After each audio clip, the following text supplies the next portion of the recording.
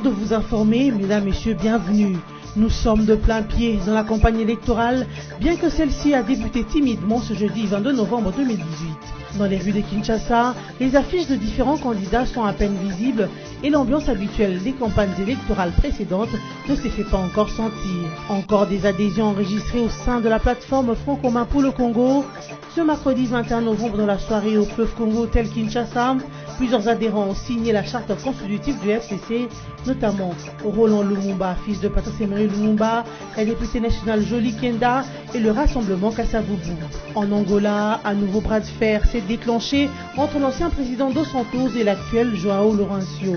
Pendant que le président en fonction d'Angola dit avoir trouvé les caisses de l'État vides, son prédécesseur Eduardo Dos Santos, lui, confirme avoir laissé environ 15 milliards de dollars américains à la Banque nationale d'Angola lors de son départ en septembre 2017.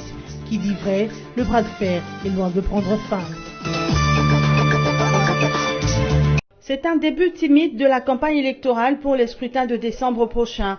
Bien que lancé par le président de la Commission électorale nationale indépendante, Corneille Nangaa, ce mercredi 21 octobre, pour débuter à minuit dans la nuit du mercredi à jeudi, sur toute l'étendue de la RDC, les constats ne pas tels que nous l'attendions, alors que de nombreux candidats s'étaient déjà livrés à la pré-campagne. Sur l'avenue de Libération, ex-24 novembre, les affiches des candidats sont presque inexistantes.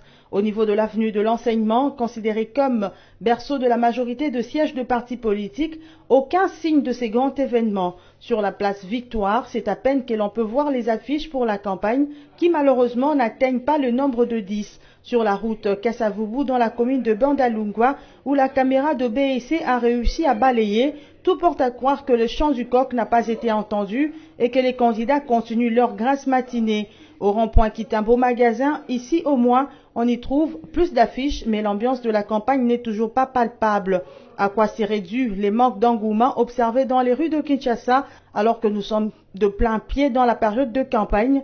Les candidats ne sont-ils pas prêts? Auraient-ils peur de commencer dès les débuts de la campagne pour ne pas être à court des ressources? Ou attendent-ils le dernier moment communément appelé Nzombo le soir? Autant de questions qui restent posées. À l'issue d'une réunion entre le CESAC, la CENI et le gouvernement au sujet de la campagne électorale, des instructions strictes ont été données à la radio-télévision nationale congolaise pour appliquer l'égalité d'accès aux médias à tous les courants politiques conformément à la loi électorale et à la Constitution. Lambert Mende Malanga, qui l'a dit sur Top Congo FM, a signifié que cette problématique a été analysée et une commission a produit une note d'instruction et d'information à l'intention de toutes les parties prenantes aux élections. Pour le ministre de la Communication et Médias, ceux qui parlent de déséquilibre ne savent pas différencier la publicité de l'information. Car la RTNC a fait savoir au cours de cette réunion que l'impression du déséquilibre est due au fait qu'un camp politique recourt à la publicité. Tout en précisant qu'il n'est pas chargé du monitoring de la RTNC, Lambert Mende Malanga affirme voir des opposants sur la chaîne nationale, notamment le candidat président de la République, Gabriel Mokia. Le ministre Mende a plutôt exhorté les autres opposants à revendiquer les 90 minutes de page magazine prévues par la loi. Nouvelle vague d'adhésion enregistrée mercredi 21 novembre au Front commun pour le Congo FCC, plateforme qui soutient la candidature d'Emmanuel Ramazani Shadari à la présidentielle du 23 décembre prochain. La cérémonie de signature de la charte constitutive du Front commun pour le Congo a eu lieu au Fleuve Congo Hôtel de Kinshasa, Gombe, dans la soirée de ce mercredi. Parmi les nouveaux adhérents, Roland Lumumba, fils du tout premier ministre de l'histoire de la RDC, le rassemblement Kasavubu, la députée nationale Jolie Kenda et plusieurs autres associations. S'exprimant à la fin de cette cérémonie, Jolie Kenda a donné les motivations de son adhésion au FCC. En fait, notre signature ce jour au FCC traduit justement la passion que nous avons pour le Congo. Une passion que nous avons su extérioriser grâce à la vision du chef de l'État, son Excellence Joseph Kabila Kabange, le père de la démocratie. En réalité, notre plateforme Agika SD, qui compte en son sein plusieurs associations, je vais même dire plus de 300 associations, nous allons jouer la partition au sein du FCC pour que nous puissions gagner ces élections et faire élire justement notre candidat, le candidat judiciaire à tous les niveaux. A dénoncé les complots organisés contre le peuple à Genève par les opposants congolais et a félicité tous les adhérents qui ont souscrit au projet FCC pour l'intérêt du pays. Et je crois que si vous tournez les regards vers Genève, vous allez comprendre de quoi je parle. Parce qu'on ne le dira pas assez. À Genève, c'est un grand complot qui a été ourdi contre notre peuple. Un complot de remise en cause du processus électoral en cours, mais également un complot qui tendait à installer à la tête de ce pays une classe politique qui est prête à servir des intérêts affairistes. Et je crois qu'au cours de cette campagne électorale, les deux projets qui seront en face, si on peut ainsi l'appeler, ça sera le projet de Genève et le projet du Congo. Et vous avez choisi de souscrire au projet du Congo. À l'en croire, ces adhésions sont les dernières de la série au regard de la campagne électorale dont l'ego a été donné depuis hier, mercredi 21 novembre 2018, par le président de la CENI, Corneille Nangaa. Présidentielle 2018, le CESAC annonce un débat contradictoire entre candidats président de la République. Le président du Conseil supérieur de l'audiovisuel et de la communication, Tito Ndombi, a annoncé mardi 20 novembre 2018, à l'issue d'une réunion à Kinshasa, que pendant la période de la campagne électorale, il y aura de débats contradictoires entre le candidat président pour l'élection du 23 décembre en République démocratique du Congo à travers tout le média public. Pour cette démarche, le président de CESAC précise que toutes les dispositions sont prises et que bientôt il sera dévoilé comment ces débats contradictoires vont se passer, en commençant par lancer des spots. Le président du CESAC rappelle que la loi exige l'équité même aux médias privés. C'est dans chaque média qu'on doit sentir le pluralisme politique. Tous les courants d'opinion doivent s'exprimer et tous les médias seront fixés sur les mesures d'application de l'accès égal aux médias. Le président du CESAC assure que le gouvernement, à travers le ministère de la Communication et Médias, adhère totalement à la loi électorale et à la Constitution qui demande au CESAC de prendre des mesures pour garantir l'accès égal à tous aux médias. Si tu ne t'occupes pas de la politique, elle va s'occuper de toi, dit-on. Dans le souci d'apporter leur pierre à la construction d'une République démocratique du Congo meilleure, quelques artistes musiciens congolais et non de moindre ont fait acte de candidature à la députation tant nationale que provinciale, chose qu'ils ne faisaient pas dans les temps passés. Il s'agit notamment de Jean Goubal Kalala, Lexus Légal, Adolphe Dominguez et Weranson. Dans les rues de Kinshasa, les avis sont partagés sur cette nouvelle casquette que veulent porter certains musiciens congolais. D'aucuns pensent qu'il serait mieux qu'ils gardent leur casquette de musiciens car ça leur va bien. Bon, pour nous, d'abord les musiciens, bango baza artistes. Comment ça bon dans le sens où bakino ceux qui bazaki na artiste c'était ça ngoma bête. Même si pour les années phototika baye o baye ngi basala musala ya politique na politique parce que ba musicien bango baza artiste. Bango baza éducatif, baza ba pour côté ya batmas. Lelo, j'ai exemple mutu kwa Weranson. Weranson aza musicien, o batunyo so babi kenyo wera aza artiste. Lelo to so bate wera a côté na sola politique. Akotika koyemba, akotika kobina. Parce qu'il y a côté déjà, ça déjà, à côté comme article, disons, a commis déjà député. Est-ce qu'il y a rotique à Maramaroye, c'est le problème. Donc vraiment tout le monde a vu le sous ça, non, c'est pas normal. Bango ba ma musique na bango ba continuer n'enga bango la musique, ça bien. Ouais là lelo donc to ba musique ne donc abomi yango quoi. Musicien aza mutu moko na ko comparer donc aza esengo pona biso. Ba politicien baza batu oyo bazo lobela biso bazo donc ya pasi.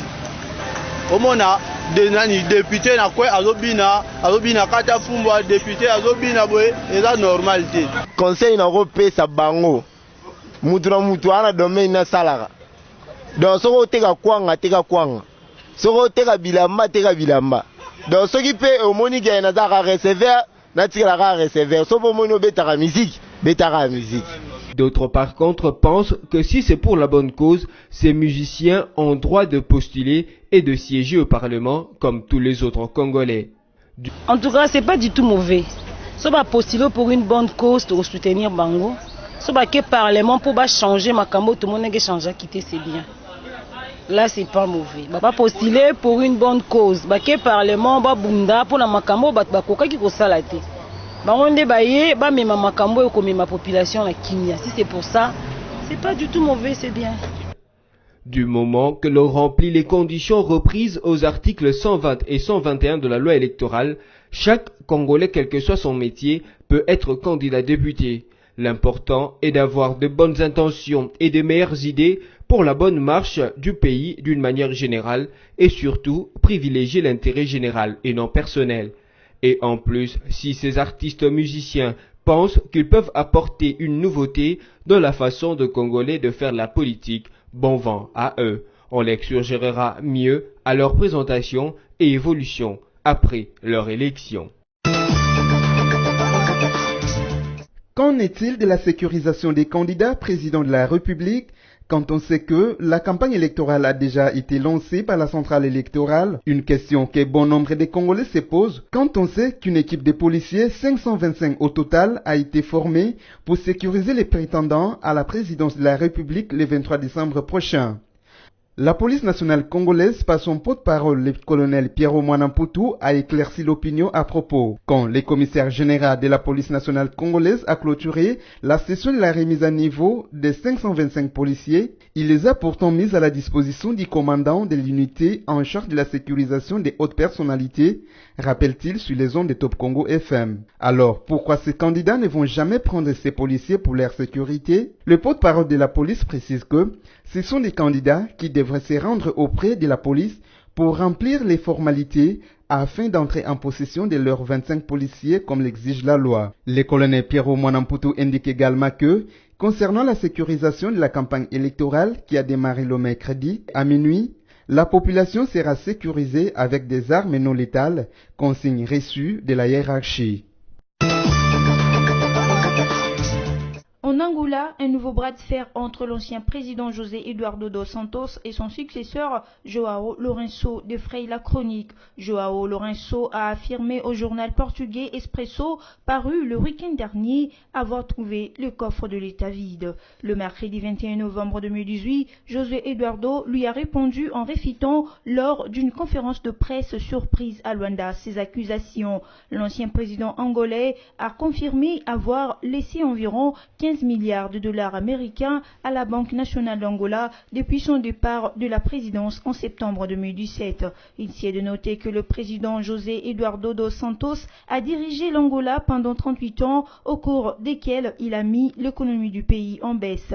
En fin de compte, il a cédé le règne du pouvoir à son remplaçant João Lourenço, qui a lancé une opération de nettoyage dans l'administration et les entreprises publiques, visant pour l'essentiel le proche de son prédécesseur. C'est ainsi que la justice angolaise a placé en détention l'un des fils d'Eduardo, José Filomeno, inculpé de corruption pendant qu'il dirigeait le Fonds souverain de l'Angola. Place au rappel de principaux titres. Nous sommes de plein pied dans la campagne électorale, bien que celle-ci a débuté timidement ce jeudi 22 novembre 2018. Dans les rues de Kinshasa, les affiches de différents candidats sont à peine visibles et l'ambiance habituelle des campagnes électorales précédentes ne s'est fait pas encore sentir. Encore des adhésions enregistrées au sein de la plateforme Front commun pour le Congo. Ce mercredi 21 novembre, dans la soirée au fleuve Congo Hôtel Kinshasa, plusieurs adhérents ont signé la charte constitutive du FCC, notamment Roland Lumumba, fils de Patrice Emery Lumumba, la députée nationale Jolie Kenda et le rassemblement Kassavubu. En Angola, un nouveau bras de fer s'est déclenché entre l'ancien président dos Santos et l'actuel João Lourenço. Pendant que le président en fonction en Angola dit avoir trouvé les caisses de l'État vides, son prédécesseur Eduardo dos Santos, lui, confirme avoir laissé environ 15 milliards de dollars américains à la Banque nationale d'Angola lors de son départ en septembre 2017. Qui dit vrai, le bras de fer est loin de prendre fin. C'était l'essentiel de l'actualité. Merci de nous avoir suivis.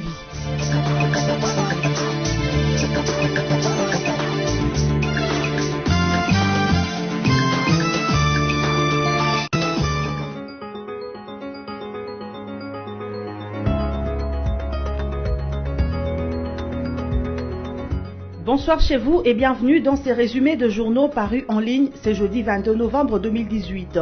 Commençons par les sites Congo Virtuel qui parlent de la présentation du plan de gouvernance du candidat FCC Emmanuel Ramazani Shadari lundi 19 novembre. Renforcement de l'autorité de l'État et aménagement de la gouvernance publique, construction d'une économie diversifiée et compétitive, lutte contre la pauvreté et accès aux besoins sociaux de base, renforcement du rôle géostratégique de la RDC, tels sont les 4 axes du programme de gouvernement du candidat à la présidentielle 2018, Emmanuel Ramazani Shadari. Coût du programme, 85,68 milliards de dollars américains sur 5 ans. Et au centre de son action, la valorisation de l'homme congolais, de sa fierté et de sa dignité. Abordant le premier axe de son plan de développement de la République démocratique du Congo, Ramazani Shadari a expliqué qu'il entend ici garantir la protection du citoyen congolais et de ses biens sur toute l'étendue du territoire national. Pour ce faire, il a promis de poursuivre la réforme de l'armée et de la police, notamment à travers le renforcement de leurs effectifs et l'amélioration de leurs soldes et des conditions de vie. Forum des As, quant à lui, titre porté en triomphe hier à son retour par le partisan de Lamouka. Martin Fayoulou, Paris gagné. C'est vers 13h sous un soleil de plomb que les réguliers Ethiopian Airlines, à bord duquel s'est trouvé le candidat commun du bloc de 5, va atterrir à l'aéroport de Ndjili. Plusieurs heures après les formalités, Martin Fayoulou sortira du salon officiel, coiffé d'un képi blanc, pour saluer l'équipe d'accueil alignée devant le salon officiel. La Jeep des Fayoulou, suivie de celle à bord de laquelle s'est trouvé Adolphe Mozito et Freddy Matungulu, s'est branlée, entraînant avec elle de foules massées à la sortie des entrepôts de l'ex-Ofida. Du toit ouvrant de sa Jeep, les candidats de Lamouka à la magistrature suprême qui réciproquaient par de cris de joie. La situation va perdurer sur une bonne distance avant que la police tire de gaz lacrymogène pour libérer le passage au cortège. Ce sera la débandade dans la population qui va se disperser. Le jeep de la police reviendra à la charge pour escorter ces candidats de l'opposition pour mieux les sécuriser. Terminons par Radio Okapi qui écrit « Le président de la Commission électorale nationale indépendante, Corneille Nangaa, a officiellement lancé la campagne électorale qui a débuté dans la nuit du mercredi à jeudi. Tous les éléments sont bien réunis pour organiser les scrutins présidentiels, législatifs, nationaux et provinciaux au 23 décembre, a-t-il assuré au cours de la dernière réunion du comité des liaisons de la CENI avec les mandataires de partis et regroupements politiques ce mercredi 21 novembre au Palais du Peuple. Il a fait le tas des lieux du processus électoral, les défis juridiques, politiques, sécuritaires, financiers et logistiques qui ne constituent pas d'obstacle à la tenue de prochains scrutins. Sur le plan logistique et financier, la Commission électorale nationale indépendante dit n'avoir pas d'inquiétude et continue de faire confiance au gouvernement qui s'acquitte de son devoir à ces sujets. La CENI espère que les défis sécuritaires seront rapidement surmontés à Béni pour que les élections se passent dans cette partie est du pays en toute quiétude. C'est la fin de cette revue de presse. Merci de votre sympathique attention sur BSC TV.